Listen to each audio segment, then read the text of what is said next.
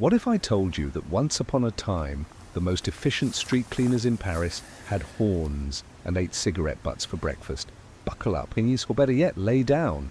This story will make your brain quietly whisper, "Wait, what?" Hey, guys, tonight we're headed not to the golden halls of Versailles or the libraries of the Enlightenment, but somewhere far smellier, the sidewalks of 19th century Paris. Specifically, when the streets were so filthy, so embarrassingly crusty, that the government had to consider hiring actual goats to do the cleaning. Yes, goats, not metaphors, not a fancy political party name. Real, bleating goats, and the best part, it kind of worked. But before we get into all of that, before you get comfortable, take a moment to like the video and subscribe. But only if you genuinely enjoy what I do here. And hey, drop your city and local time in the comments, especially if you're listening from a noisy flat in Brooklyn, a quiet porch in Hanoi, or anywhere with fewer goats than this story is about to involve. Now, dim the lights, maybe turn on a fan for that soft background hum, and let's ease into tonight's journey together. You begin on a chilly Parisian morning. The year is 1852. The city smells layered, earthy, metallic, fermented with just a touch of manure and romance. You're walking down Boulevard du Temple, boots sticking slightly to something that could be either spilled wine or horse urine. You don't ask. No one does. And then you see it. At the intersection, calmly ignoring the chaos of carts and shouting vendors, stands a goat. A shaggy little thing, chewing methodically on what appears to be a wilted cabbage leaf, a lottery flyer, and possibly part of a lace glove. Next to the goat, a man in a bowler hat, holding a rope and reading a newspaper like this, is the most normal thing in the world. Because here, in this absurd and oddly elegant moment, you're witnessing what Parisians of the mid-19th century knew as le ménage, Caprin, the goat cleaning system. You stop because, frankly, you've got questions. Why goats? Why now? And what kind of city reaches a point where the best solution to urban hygiene is farm animals on leashes? To answer that, you'll need to rewind a bit. In the decades leading up to this goat-led movement, Paris was drowning in its own waste, literally. The streets were unpaved or uneven, sloped poorly, and jam-packed with horses, dogs, chickens, and a human population whose best waste disposal method was gravity plus luck. The result? Trash piled in alleyways, gutters overflowed, and the air had a rich aroma of old cheese and apocalyptic mildew. People tried. There were sweepers, brooms, the occasional water cart, but it wasn't enough. And the more the city grew, the more its sewers groaned like an overworked butler. City. Hall needed a fix, and someone, no one's quite sure who, proposed a solution that sounds like it was pitched half-jokingly after too much absinthe. What if we just let goats do it? But the idea stuck. Goats are hardy. Goats eat almost anything. And more importantly, goats don't unionize. You picture the first meeting where this idea was floated. Men in waistcoats leaning over maps of city blocks, one whispering, "We could start in the 9th arrondissement. See how it goes." Some historians still argue about when exactly the goat program began. Was it a pilot run in 1850, an informal solution from farmers selling goat milk, or just a happy accident? But most agree, by the mid-1850s, goats on Paris streets were not weird. They were policy. You stroll a little farther down the boulevard and spot another one. This one nibbling on a soggy newspaper and a pile of cabbage leaves that look like they've seen better monarchies. You notice a boy nearby tossing more leaves its way. Whether to help clean or for fun, it's hard to tell. People pass without blinking because this is the system now. And suddenly, the idea doesn't seem so ridiculous. Goats cost less than full-time sweepers. They fertilize as they go. And they give milk. Win, win, win. You wonder who first trained a herd to roam these cobbled streets without straying too far. Who first measured their effectiveness, tracked how many kilos of street gunk they consumed per day. Was there a ledger? Of course there was. You'll meet the man who kept it later. For now, the goat at the crosswalk has finished its snack. It trots onward, surprisingly dignified, tail twitching, hooves clicking like high heels on wet stone. You follow. You're intrigued. And just as you turn the corner, you realize something wild. This isn't the strangest part of the story, not even close.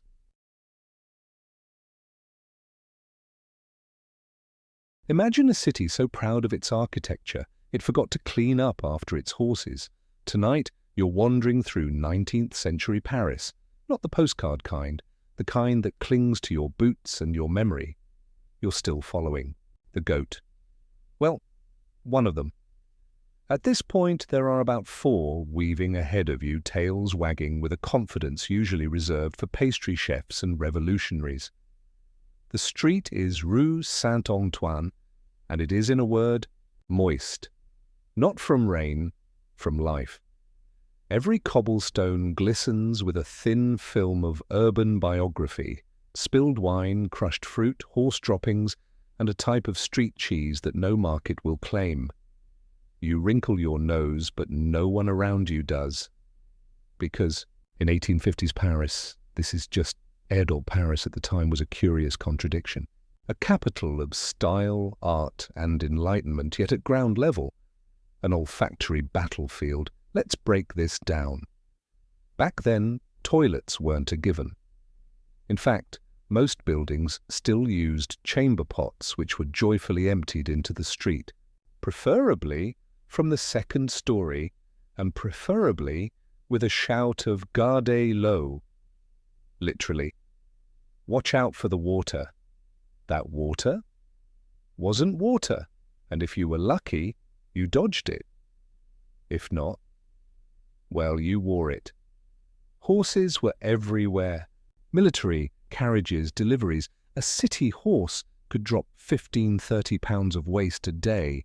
Multiply that by thousands. Now subtract an efficient waste system. See the problem? It wasn't just gross. It was dangerous. Disease didn't walk in. It oozed. One English traveller wrote that Paris smelled like progress, turned inside out. And they weren't wrong. You turn a corner and nearly step in a puddle of something that might have been soup, but is now aggressively evolving. Up above, elegant balconies bloom with flowers. Down here, you're navigating a microbial jungle. This contrast, beauty above, chaos below, was a defining trait of mid-century Paris. Napoleon III wanted a modern city. He envisioned grand boulevards, iron bridges, monumental buildings. But the ground, the infrastructure, it lagged behind. Enter the goats. They didn't solve the sewage issue, but they lightened the load, literally. You pass a small plaza where a group of goats are nibbling at a heap of cabbage leaves, melon rinds, and something that may once have been a baguette, but now resembles a damp flute. The children laugh. The parents shrug. One old man pets a goat like it's a city employee, and in a way, it is. The goats became part of the urban ecosystem. They filled a role that no one had designed, but that everyone accepted: natural digesters. They weren't just tolerated. They were respected. Some had names, some wore ribbons. One particularly ambitious goat in the 3rd arrondissement was known to follow a baker's cart for 2 blocks, cleaning up dropped crumbs and earning the nickname Le Petit Balayeur, Little Sweeper. You imagine future city planners watching this and thinking, is this sanitation? Or street performance? Even so, not everyone was thrilled. There were complaints, of course. Some residents disliked hoofprints on stoops. One angry letter to Le Figaro declared that no self-respecting arrondissement should smell like a stable. But the goats remained, because they were cheap, effective, and charmingly biodegradable. You walk a little farther. The wind shifts. A waft of warm bread drifts from a nearby shop, mixing oddly with the aroma of wet wool and compost. You're starting to get used to it. Not in a good way. In a Paris is like this way. A goat nudges your boot, pauses, then resumes chewing on a page of Le Moniteur Universel. You watch as a headline disappears into its mouth. You wonder how many government announcements have gone. Unread thanks to a goat with political taste. And the weirdest thing? It works. The streets, while not spotless, are less wild in goat-heavy districts. The corners are clearer, the trash piles smaller. Some historians argue that this was never about sanitation, that the goats were simply cover for bigger urban projects or a romanticized holdover from rustic nostalgia. Others claim the goats delayed actual reform, letting officials claim we're handling it while avoiding investment in real sanitation systems. You're not thinking politically. You're just watching a small herd walk past a shop window, their reflections rippling like a woolly ballet. And for one absurd moment, it feels like harmony. Progress may still smell like cabbage and wet leather, but at least someone's eating it. Imagine getting called into a government emergency meeting to talk about poop. In 1850s Paris, city planning wasn't about beautification, it was about survival. And the goats were just getting started. You're now in the shadow of Hôtel de Ville, Paris's elegant city hall. A building that looks like it should be filled with debates about philosophy, law, and the finer points of Republican virtue. But in 1852, they're talking about manure. Inside, in a room with polished wood panels and a tapestry featuring Joan of Arc dramatically ignoring the filth outside, a group of men in waistcoats are panicking politely. You step inside, but metaphorically, of course, and take your place in the corner as a city scholar, notepad in hand, already regretting how close you are to the sanitation minister. The crisis is simple. Paris is drowning in dung, and not just horse dung. There's pig dung, dog dung, human dung.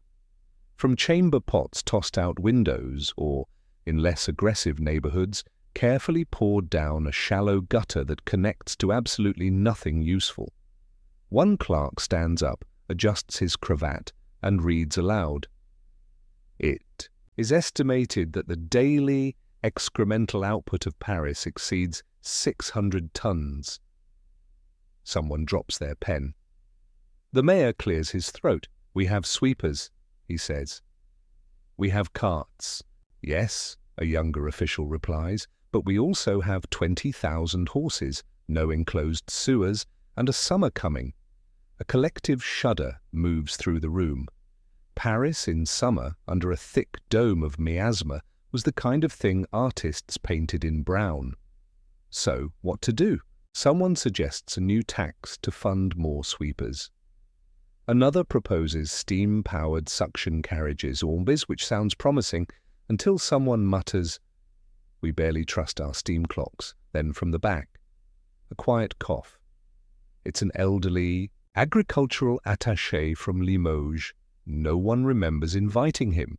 He clears his throat with the grandeur of a man who's about to say something unforgettable. "Gentlemen, what if the streets cleaned themselves?" Blank stares. He continues. "Goats, release them, let them graze. Nature will do the rest." Silence, then laughter, then thoughtful silence, and like that the idea is no longer absurd, because here's the thing. The city had tried everything else, and goats were cheap, available, and unlikely to unionize, a serious plus. after the street sweeper protest of 1849. You, the scholar in the corner, scribble furiously. Proposal: Autonomous Four-Legged Organic Sanitation Division, unofficial name, goats. A subcommittee is formed, a budget is drafted, a pilot program begins. 12 goats, 4 districts. One goal: eat the evidence. The goats are leased. From farms outside the city, many from Normandy, where the air is clean and the grass is innocent. They are brought in carts, given cursory medical checks, and released like woolly diplomats into the second arrondissement. And they begin to work. Sort of the first few days are a bit chaotic. Some goats wander into bakeries. One tries to headbutt a newspaper vendor, but within a week, the residents start to notice cleaner corners, fewer wilted cabbages, less squish. The goats eat, the goats wander, and the goats fertilize. Generously. A woman writes in her diary, "The goats near my bakery have better manners than the neighborhood boys." The press catches wind. Le Charivari publishes a cartoon of a goat in spectacles reading the sanitation budget. Le Figaro runs a headline, "Paris, now with 20% less." Filth, 100% more bad. And slowly, reluctantly, the city begins to accept the absurdity. Some historians still argue that this was a symbolic gesture, a way for the city to appear innovative without actually building infrastructure. Others believe it was a genuine attempt to marry urban need with rural simplicity, a kind of proto-eco solution. But you're watching the goats, working, eating, pooping, and honestly, it's kind of brilliant. You follow one as it chews on a withered pear peel near Rue Mouffetard, unconcerned with politics, just doing its job. And in that moment, surrounded by filth, pigeons, and the ever-present perfume of damp leather, you think maybe we could all use a few more goats. No permits, no salaries, just hooves, horns, and an appetite for chaos. Tonight, you're about to witness the most casually effective sanitation plan Paris ever accidentally approved. It starts with a cart, a rickety wooden thing, trundling through the southern gates of Paris, pulled by a donkey who looks profoundly unbothered. Inside the cart, 4 goats, 2 white, 1 brown, 1 the color of rain clouds and regret. They arrive in the early hours, just as the mist still hangs low over the streets, blurring the edges of chimney smoke and bread ovens. You're there, naturally, scribbling notes, watching history enter on cloven hooves. The driver, a farmer from the outskirts of Suresnes, hops down, waves to the guards and shrugs. "Delivery," he says.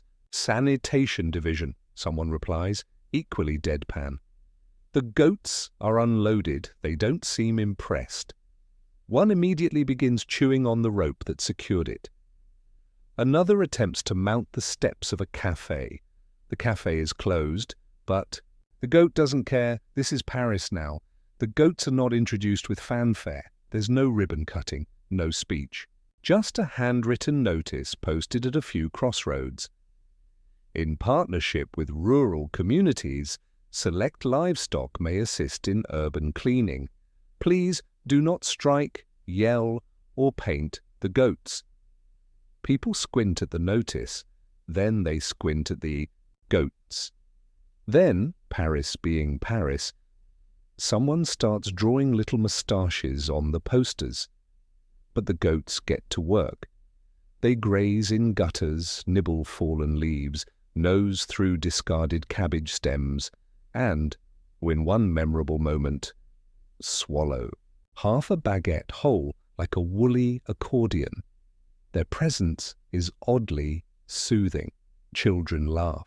Bakers leave them scraps. One tobacconist insists a goat saved his marriage by eating a love letter not meant for his wife. And so the modest proposal becomes municipal reality. The city's pilot plan expands. More goats arrive. Dozens then. Hundreds. Different breeds, different temperaments. Some wear bells, others wear nothing but attitude. A few even develop regular routes, like street sweepers with hooves and highly personal opinions about lettuce. You follow one named Clémence, a majestic, slightly overweight specimen known for refusing to eat anything unless it's already been rained on. She has a territory, 3 streets and 1 churchyard, and she defends it fiercely from rival goats. People begin to adopt goats informally, not own them exactly, just root for them. There's something comforting about it. In a city gasping for modernity, a creature that chews its way calmly through chaos. Some officials worry. One councilman argues, "This is unsustainable. We'll be overrun," another replies, "Better goats than garbage." A third adds, "Have you seen what they do to cigarette butts? It's genius." There are rumours now that Marais is watching, that Lyons sent a delegation to observe the goat programme. That London is interested, though mostly in disbelief. Back in Paris, new notices appear. Please allow goats the right of way during grazing. Do not name more than 3 goats per household. Feeding goats coffee grounds is discouraged, but not illegal. You can't help but smile because this is working. Not flawlessly, not cleanly, but visibly. You walk behind a trio chewing their way down Rue des Rosiers, the cobblestones behind them looking noticeably less gross, and then, as they cross into the next street, the goat in front pauses. It's as if it senses something. Not danger, not food, purpose. It tilts its head, snorts once, and resumes walking. You follow.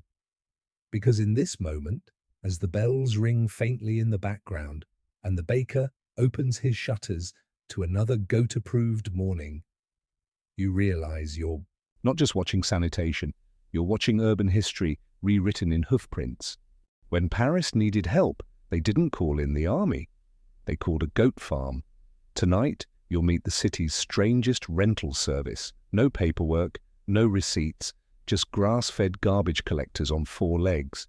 It's market day, and the square smells like fresh bread, old onions, and wet wool. You're walking through the Place de la Bastille, not the revolutionary kind, but the post-revolution, pre-plumbing kind where sanitation is a suggestion, and street cleaning depends largely on chance, weather, and ruminants. That's when you see the sign. It's handwritten, nailed to a wooden post, and surprisingly elegant in its lettering.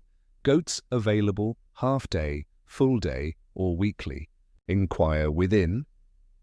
You raise an eyebrow. Someone behind you mutters, "They eat better than I do." Welcome to the world of Rent-A-Goat, Paris edition. Here's how it works. Need your alley cleared? Your courtyard refreshed? Your wedding venue decomposted before guests arrive? You pay a modest fee, often just a few coins or a hunk of cheese, and a local farmer loans you a goat, sometimes 2. Depends on the job, no contract, no deposit, just hoof-shake honesty. The goats arrive, with little bells around their necks and stomachs like bottomless pits. You point. They eat. You nod. They leave. The system, if you can call it that, blossoms fast. Farmers from outside Paris realize they can supplement income by leasing goats into the city during off-seasons. Urban residents realize they can avoid hiring sweepers or cleaning themselves. Just feed the goat and let nature chew. It's the ultimate win-win. The farmer earns. The city gets cleaner, the goat gets lunch, and somehow it becomes trendy. You pass a cafe where a young couple argues about whether they've overfed their rental goat, Marcel, who now refuses to leave. Marcel has settled in front of a bakery and begun chewing the same baguette end for 25 straight minutes. They offer him a pear. He declines. You turn a corner and spot a priest hiring 2 goats to graze the church steps before a funeral. One of the goats eats a ribbon off a wreath. No one objects. Soon, specialized services emerge. Goat fast, a morning delivery goat team with set grazing times, Bar-B&B offering short-term goat stays in city courtyards, gastrominance, an upscale line of goats fed wine-soaked apple peels to enhance aroma. You wish you were kidding. You're not. This isn't just sanitation anymore, it's lifestyle. People begin including goats in their portraits. Fashion designers borrow goats for studio inspiration. One theatre director stages a tragedy set in a post-apocalyptic Paris, run entirely by livestock. Critics call it brilliant but chewy. Meanwhile, the goats do what they've always done: walk, chew, poop, nap, repeat. Historians argue whether this phase was actual urban planning or just Parisians doing what they do best, turning a public crisis into a curated aesthetic.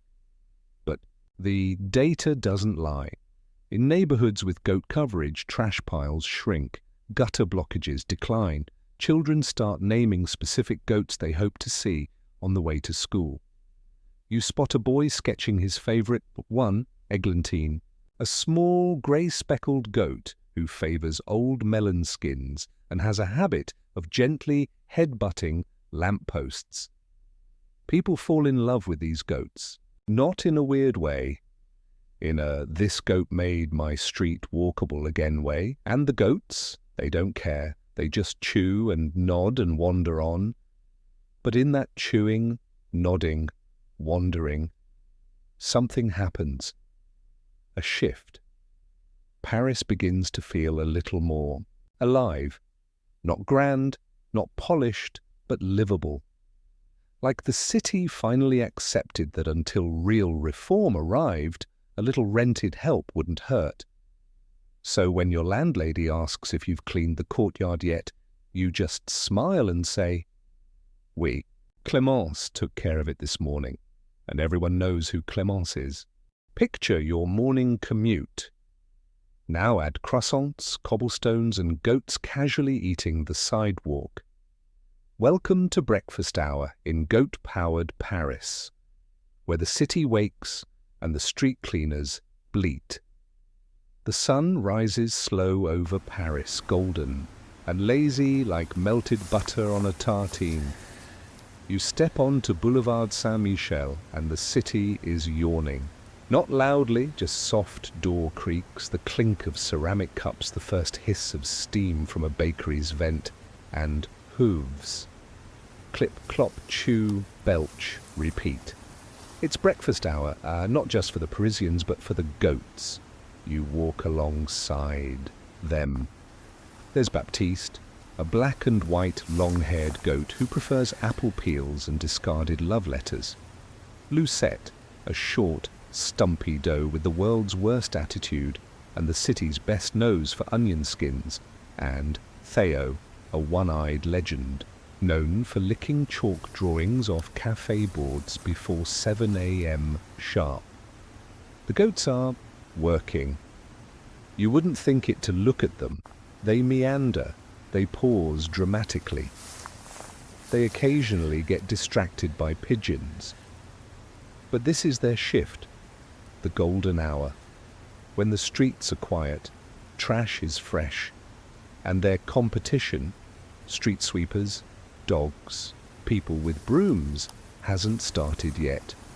Parisians don't even blink anymore. An old woman sweeps breadcrumbs from her window ledge into the alley below. 2 goats arrive 5 minutes later. Precision timing. A baker emerges, flower-sleeved, and tosses a crust. Baptiste catches it mid-air. He's done this before. You find yourself sitting at a cafe, and the kind with 3 crooked tables and chairs made entirely of regret, and ordering a café crème. 2 goats wander past. One nibbles. The corner of a menu. The waiter shrugs.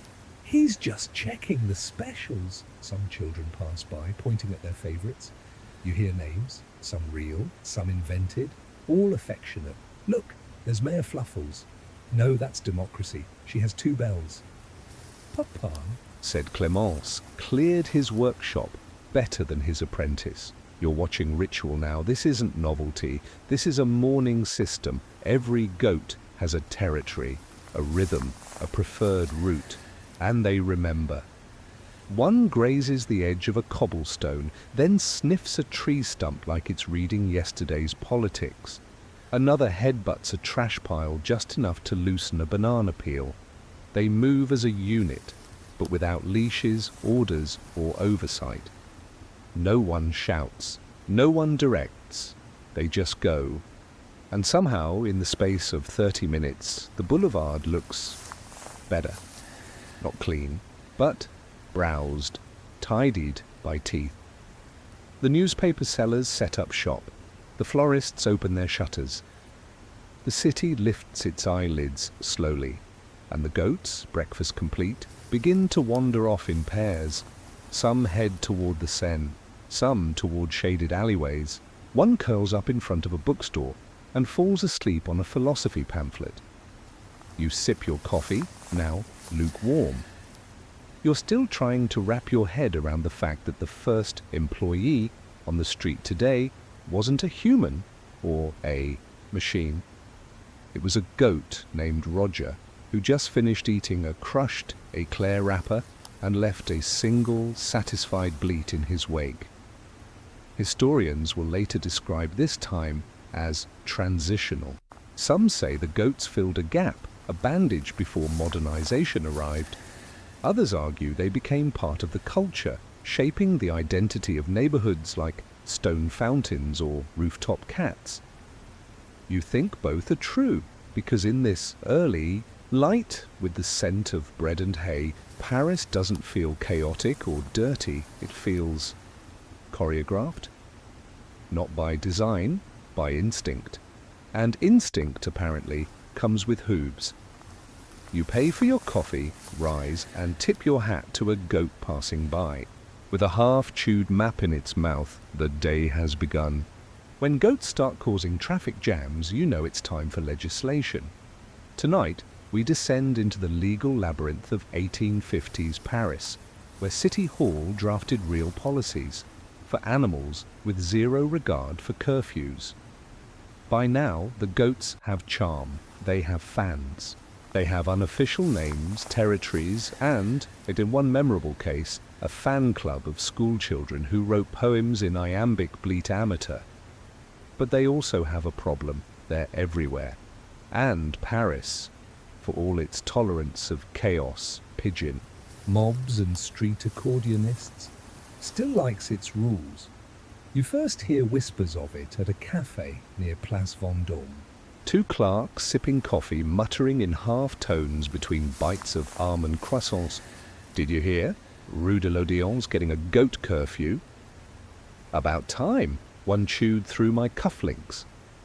And just like that you realize, the goats have outgrown their loophole. At first, they were cute, efficient, cheeky. Now, they're clogging alleys, disrupting market stalls, chewing non-compostable things like maps, gloves, and in one case, a ladies' opera ticket, while she was holding it. City Hall convenes again. Same polished room, different crisis. The sanitation minister sighs. We need structure. Someone from the Bureau of Public Comfort nods solemnly. They draft the first version of the code, Caprin. And you, ever the observant court chronicler of all things hooved, have a front row seat to its glorious, ridiculous birth. Here's what the first goat law includes. Designated grazing hours, sunrise to 10:30 a.m., then 3 to 6 p.m. No goats on bridges between 12 and 2 p.m. Why? No one knows. A 3 goat per block limit, except on festival days. Mandatory reflective ribbons for evening goats. pink for courtyards, blue for boulevards. You can't make this up. The goats, of course, ignore all of it. They do not read. They do not obey. They are chaos in digestible form. And yet, the rules begin to shape behavior, not of goats, but of people. Shopkeepers adjust displays to be goat-proof. Students time errands around the afternoon graze. Brides consult the Caprin code to ensure their aisle is goat-free. Then there's enforcement. You meet Etienne, the city's first and only official goat marshal. He wears a tricorn hat, carries a bell, and keeps a small notebook of repeat offenders. His job? Gently redirect unruly goats, issue warnings to humans who overfeed them, and occasionally perform rescue operations when goats fall asleep in delivery carts. Etienne loves his work. He claims to know over 200 goats by name. His favorite? A one-eared troublemaker called Napoleon III. Quarter snack.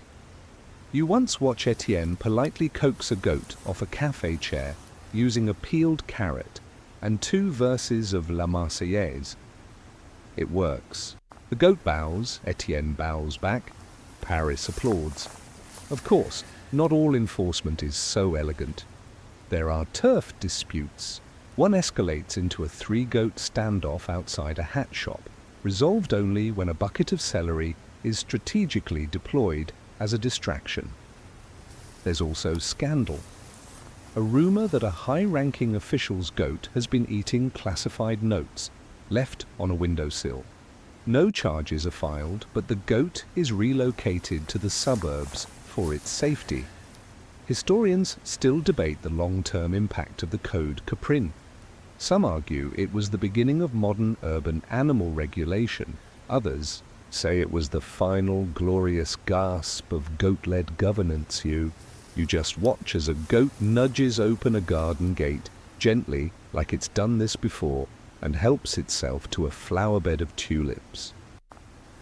A child giggles, a grandmother pretends not to see. Etienne, from across the street, tips his hat and walks on. Because sometimes law and order in Paris means knowing when to enforce and when to let the goat finish the tulip. They ate your trash. They fertilized your flowers. But one day, the goats of Paris said non. Tonight, you'll witness the great and utterly baffling moment when the goats went on strike. You wake to silence. No hooves on cobblestones. No gentle crunch of discarded lettuce leaves. No sleepy bleats echoing between bakery walls. It's unsettling. You throw on your coat, still faintly scented with goat breath from yesterday's Rue Claire episode, and step into the morning light. Nothing, no goats, just empty corners, untouched trash piles, and a suspiciously full compost basket behind the butcher's. Something is wrong, and then you hear it. Whispers, rumors.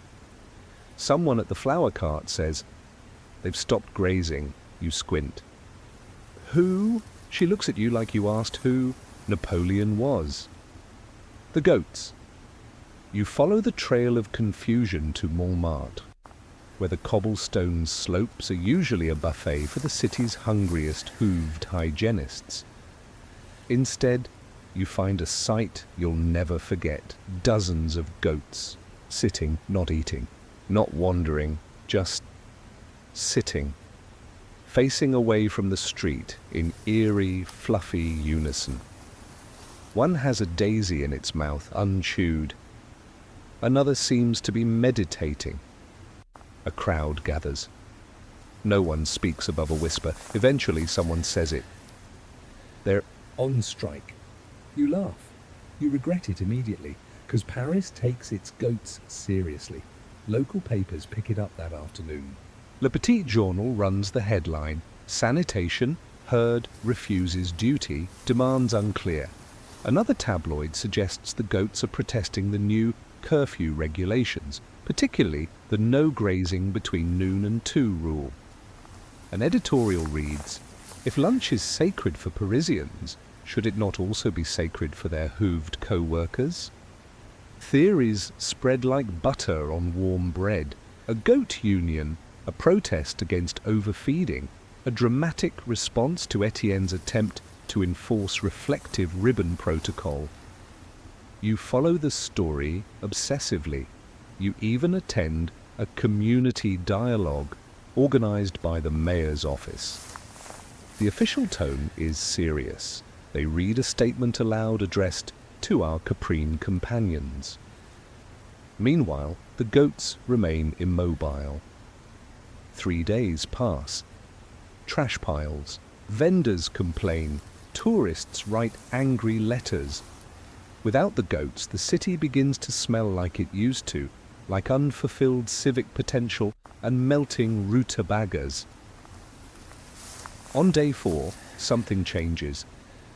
A little girl, no more than 6, walks into the square with a bouquet of overripe radishes.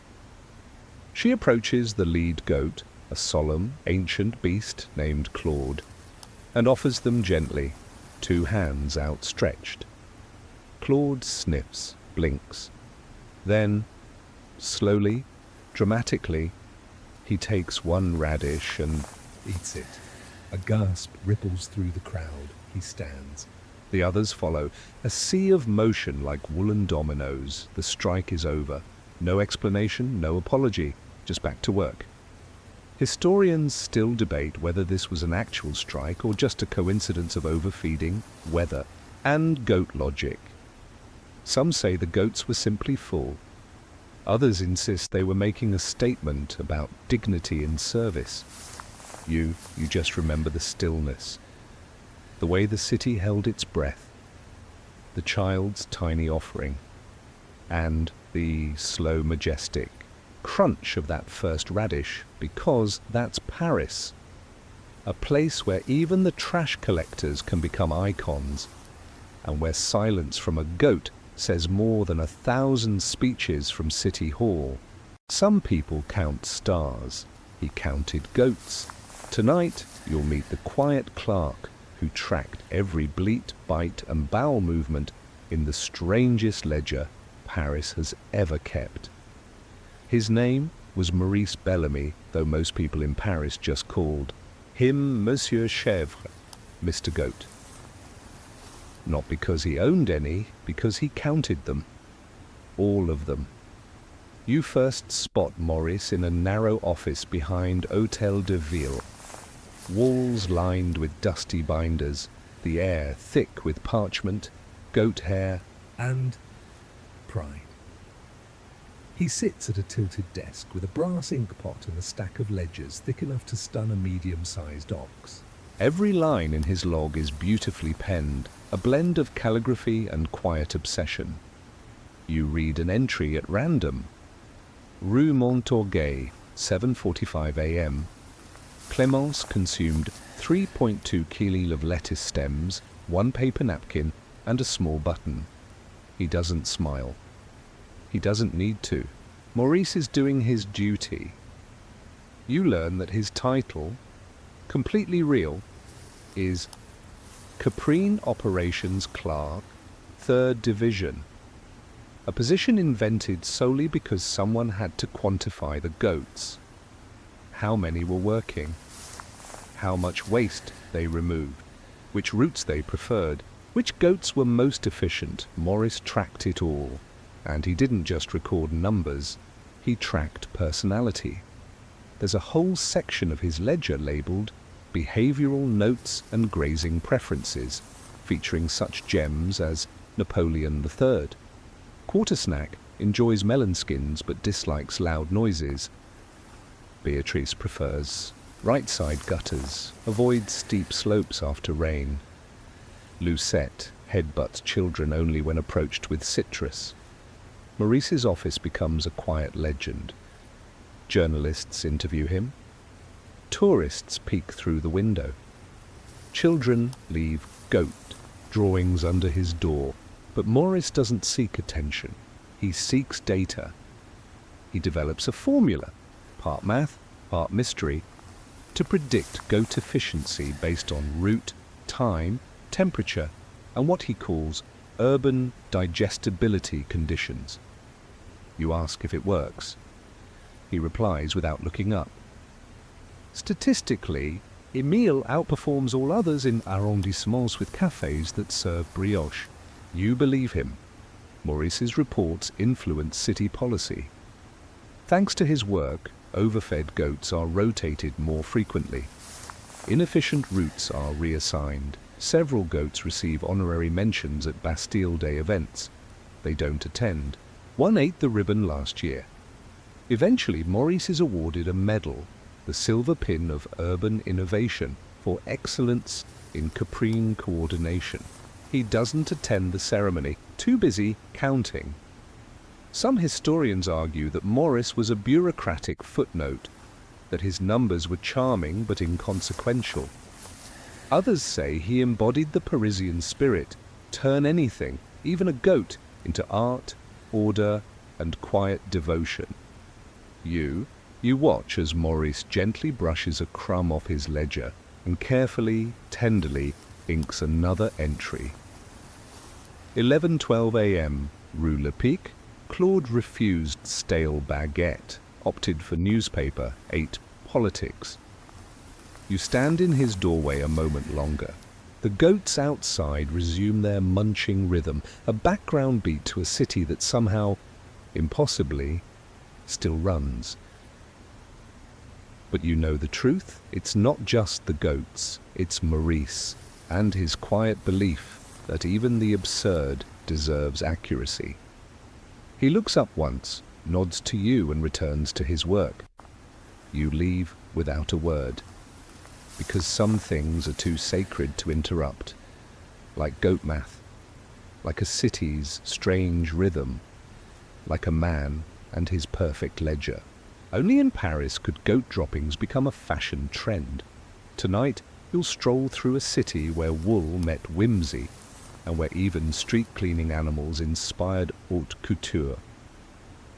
You're standing in front of a boutique on Rue du Faubourg, Saint-Honoré, not known for sanitation, but for style. And yet, displayed in the front window amid silks and satins, is a handbag made entirely of goat hair. The tag reads, "Inspired by our four-legged city cleaners."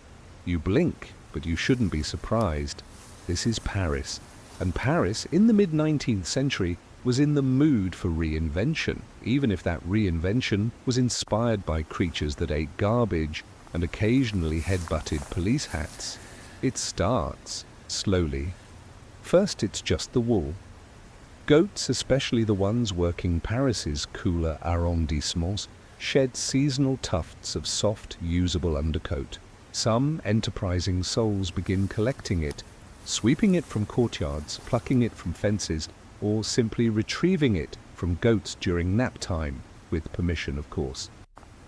Weavers experiment. The result? A slightly coarse but surprisingly warm textile dubbed poil de trottoir, sidewalk fleece. At first, it's used for gloves, then scarves, then vests worn by revolutionaries and artists who appreciate both the irony and the comfort. Then come the designers. One house, Maison Gribouillet, debuts an entire spring line inspired by goats, asymmetrical vests, ruffled hems that mimic hooves and hats with tiny brass bells. The collection is titled Rue Ruminante Rebellion. It sells out in 3 days. Suddenly Fashion Week includes goats, not on the runway, sorry, not yet, but tethered gently near showrooms where their presence is meant to symbolize humility and digestion, according to one confused marketing flyer. A perfume company follows suit, releasing Chèvre d'Or, a fragrance described as urban hay meets confidence. Even shoes aren't safe. One cobbler crafts sandals lined with soft goat wool. They squeak when wet, and become a brief obsession among poets who claim they help with meter. You walk past a dressmaker's studio where an apprentice embroiders a goat into the hem of a wedding gown. She smiles, "For luck," and compost. Some in high society scoff. One duchess is overheard saying, "If I see one more fur-trimmed goat hat, I shall set fire to my drapes." But for the most part, the city leans in because the goats aren't just symbols of function anymore. They've become symbols of resilience, of local pride, and yes, of fashion.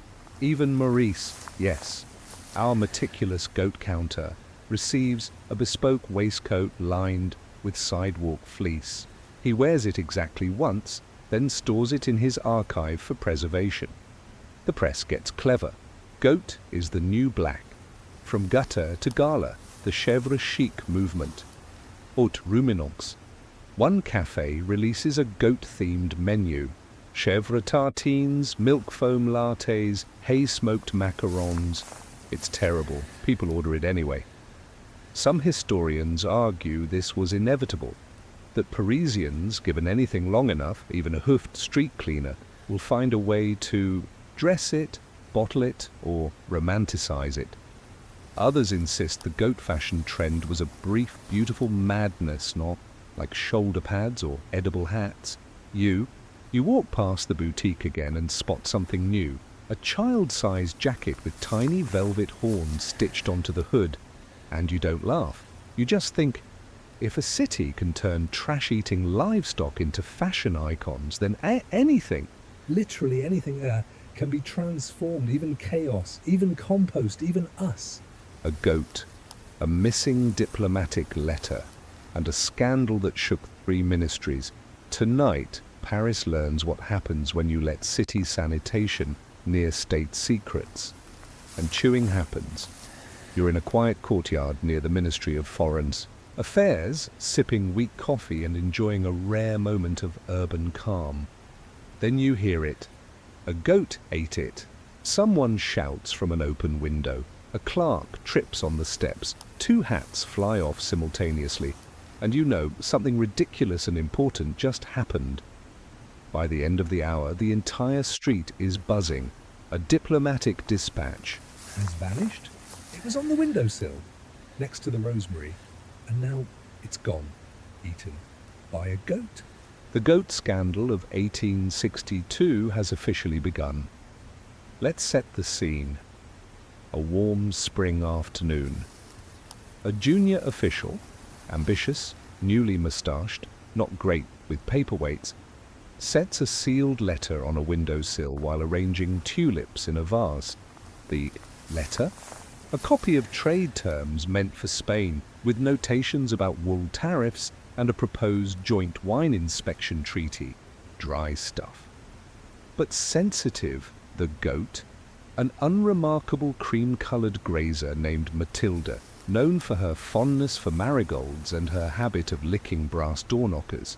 No one sees it happen, but 5 minutes later the letter is gone, and Matilda is sitting nearby chewing slowly, eyes half closed like she just solved diplomacy with fibre. The ministry panics. Did someone intercept it? Was this espionage, or was it just an extremely motivated goat? Within hours, the incident reaches 3 different departments. Sanitation, because technically Matilda was on authorized waste duty. Interior, because a government object has gone missing on official property. Foreign Affairs, because someone has to explain this to Spain. You're at the press kiosk when the first headline drops. Wine Treaty, lost to chew-happy Caprine.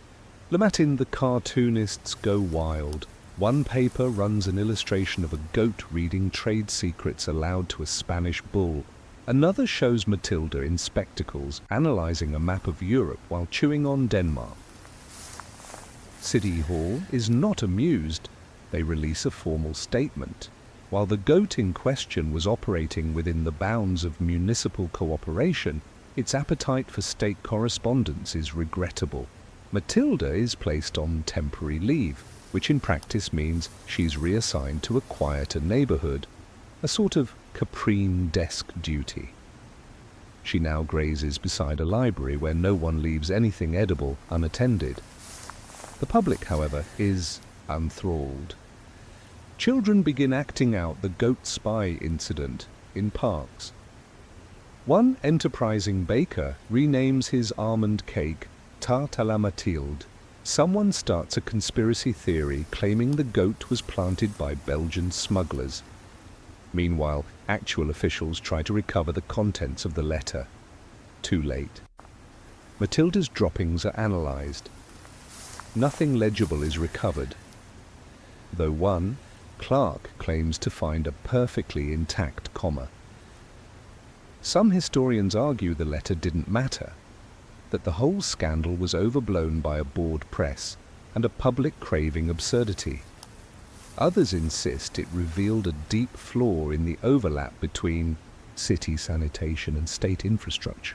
One paper boldly declared, "We cannot let goats near governance, no matter how endearing their trot." But you pass Mathilde one afternoon, now quietly munching behind a boulangerie. She seems at peace, fame behind her, politics forgotten. You tip your hat because whatever else you can say about that week in 1862, it was the only time in Parisian history that a goat almost triggered a minor diplomatic misunderstanding and earned briefly more headlines than the emperor himself. They ate garbage, they wore ribbons, they inspired fashion, but could they also save science?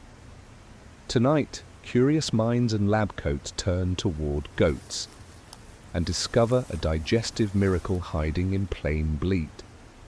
By now, Paris knows its goats, their personalities, their territories, their preferred snack hierarchy, melon peel, newspaper, hat, ribbon, old boot. But something is changing in the wind, and this time it smells like science.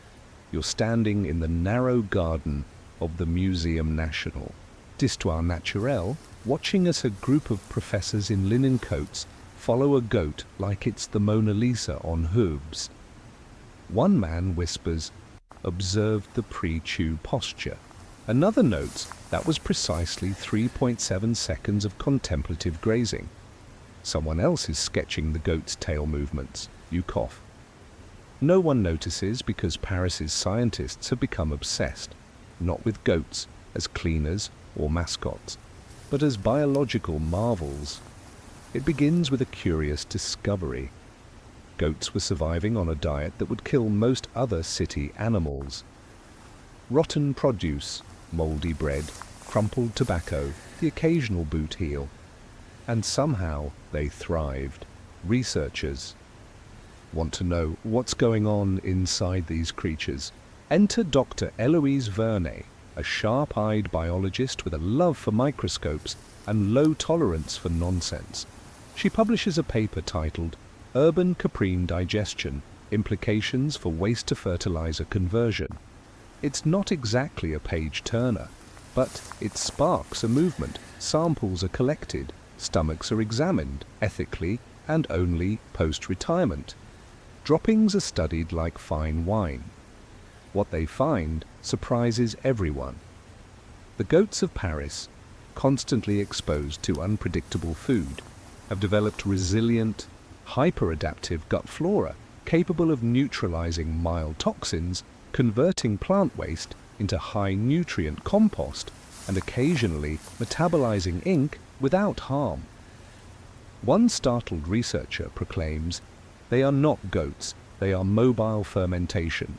Laboratories, soon universities across Europe are sending letters. Vienna wants samples, Oxford wants a breeding pair. Berlin offers to exchange a goat for 2 hedgehogs and a barrel of pickled fungus. Paris declines. And for the first time, goats become scientific celebrities. Clémence, already famous for her salad preferences, is now subject to non-invasive testing. She bleats once and continues chewing, unmoved. A medical school lectures on caprine enzyme systems. A chemist theorizes that goat droppings could help revitalize depleted farmland. One eccentric botanist insists goats can sense chemical imbalances in city soil just by standing on it. No one can prove this, but no one can disprove it either. Historians later suggest this era marks the birth of urban eco-agriculture, a movement combining biology, sanitation, and goat psychology, which, yes, becomes a minor academic field. Meanwhile, regular Parisians remain blissfully indifferent. They just know the goats are still eating trash, still fertilizing gardens, and now have lab assistants following them with notebooks and little scoops.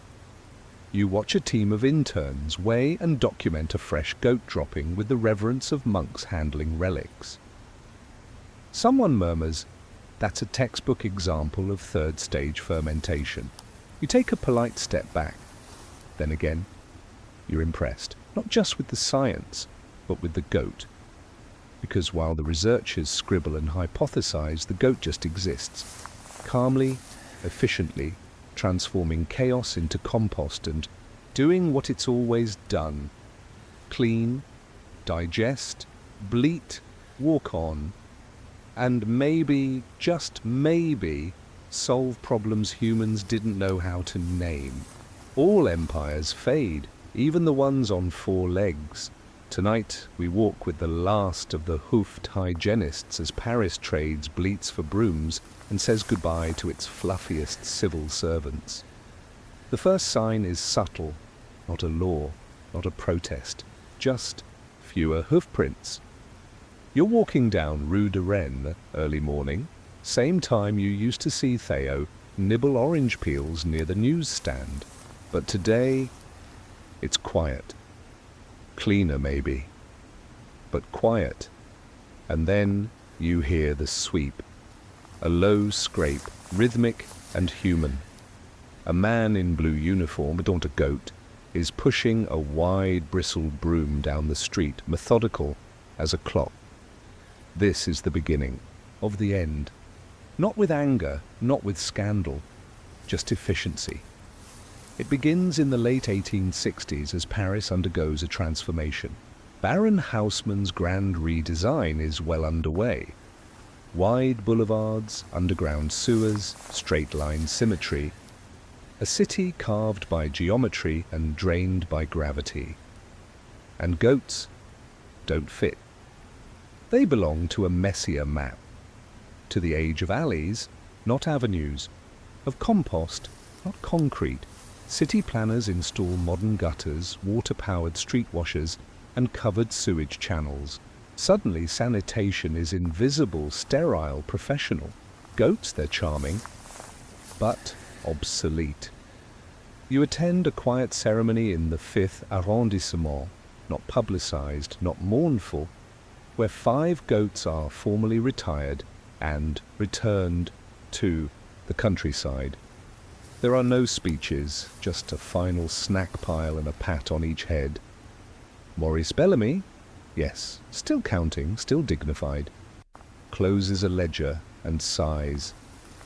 They've done enough. You follow the changes. By 1870, goats are banned from crossing major intersections without supervision. Several districts restrict grazing to enclosed parks. The Caprin Code is quietly removed from public notice boards. A child asks, "Where's Marcel?" And the baker just shrugs. Some goats are adopted, some sent home. A few remain, elderly, beloved, unofficial mascots of side streets and courtyards. But the herds? Gone. Historians write about it later. The transition from living broom to metal one, from instinctual systems to engineered ones. Some call it progress. Others call it loss. You're not sure.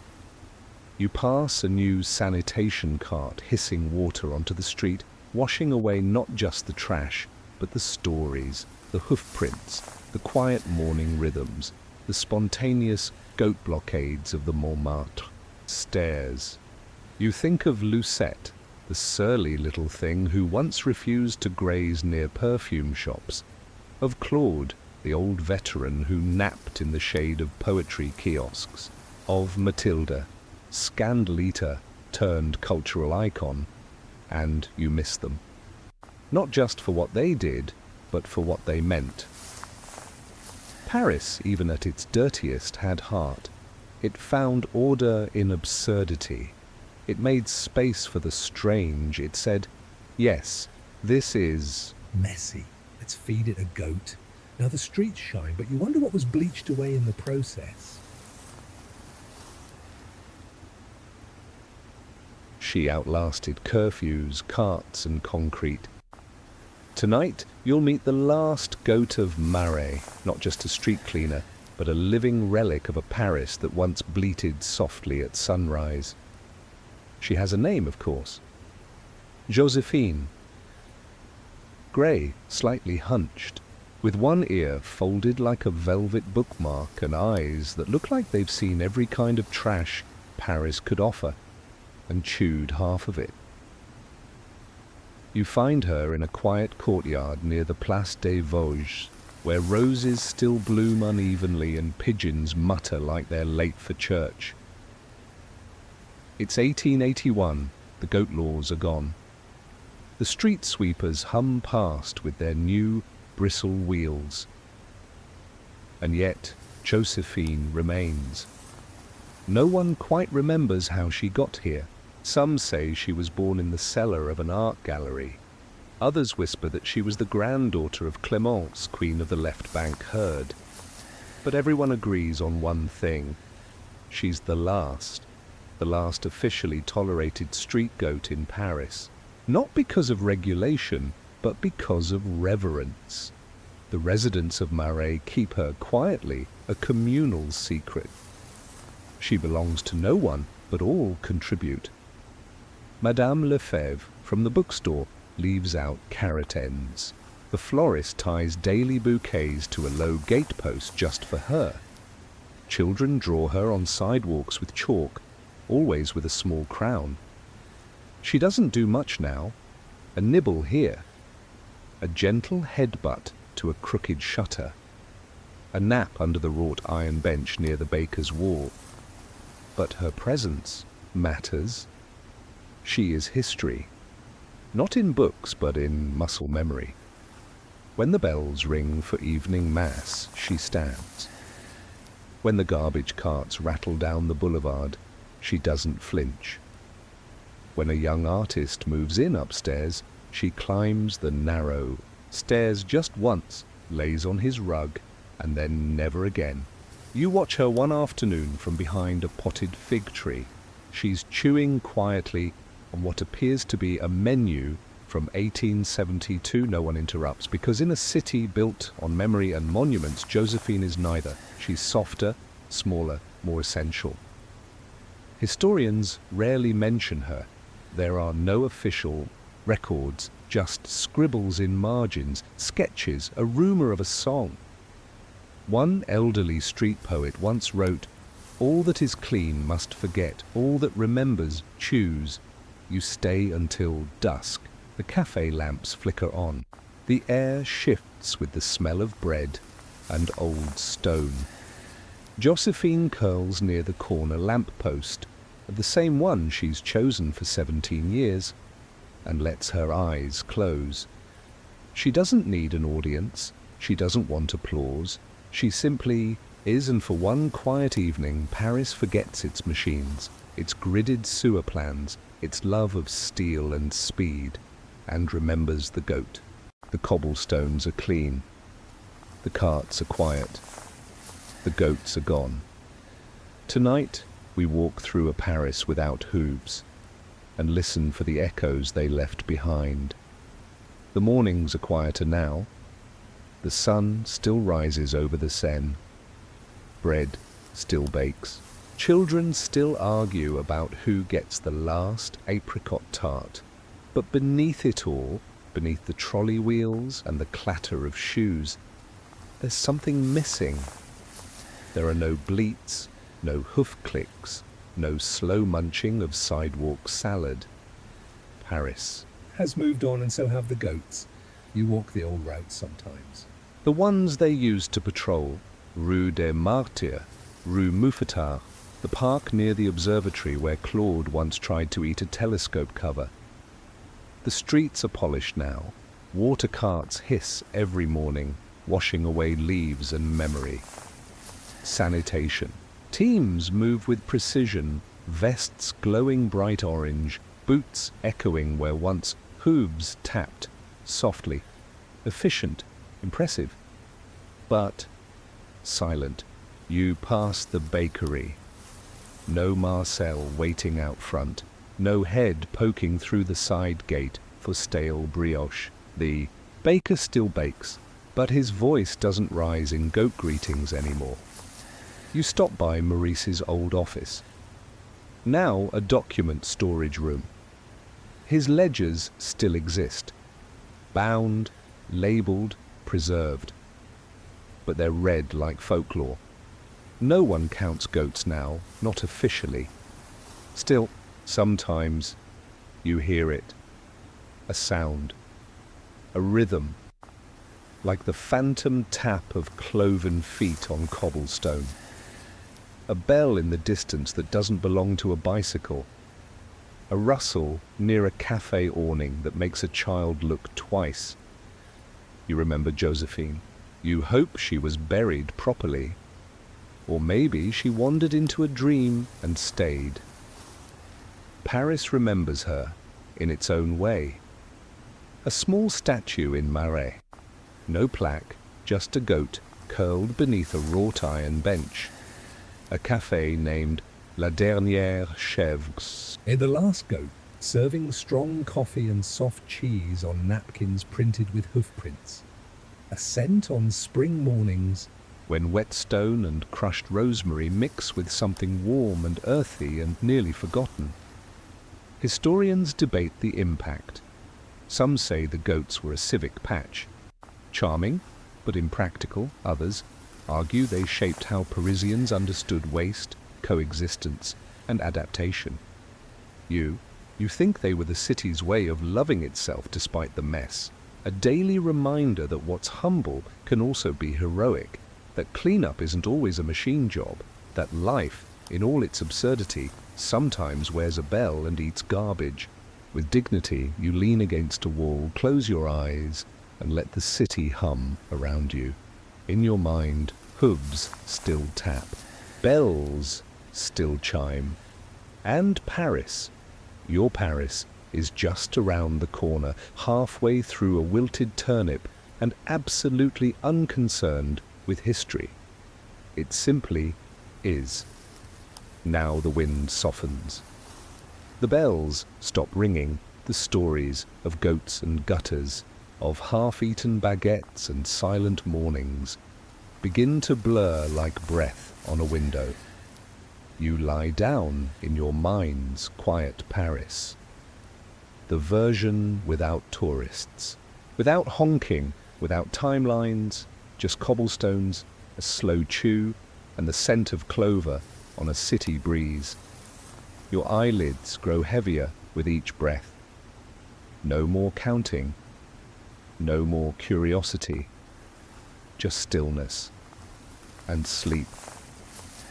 Maybe in your dreams, you'll see her, Josephine, under the iron bench, Claude napping beside a park statue, Maurice still scribbling numbers in the corner of a ledger that never ends.